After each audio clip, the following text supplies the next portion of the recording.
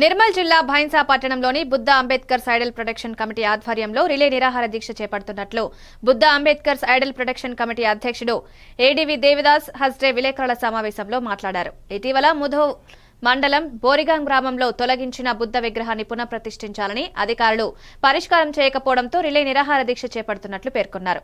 ఈ దీక్షకు పలు అంబేద్కరిస్టులు, కార్మిక సంఘాలు, బౌద్ధ సంఘాలు, సమతా సైనిక్ దళ్ మద్దతు తెలుపుతున్నట్లు వెల్లడించారు. పెట్టినప్పుడు మళ్ళీ మేము 19/5/2025 రోజున గౌరవ తహసీల్దార్ ముదోల్ గారికి, గౌరవ ఆర్డీఓ భైన్సా గారికి అల్టిమేటం మెమోరాండం ఇవ్వడం జరిగింది. ఏంటంటే ఏదైతే ప్రభుత్వ భూమిలో బుద్ధుని యొక్క విగ్రహాన్ని ప్రతిష్ఠించబడిందో అది మీరు తొలగించారు, పునః ప్రతిష్ఠించాలనేసి ఈరోజు 25/5/2005 వరకు అల్టిమేటం మెమోరాండం ఇచ్చినాం. అయినప్పటికీ ఇప్పటికీ ఎటువంటి చర్య జరగలేదు.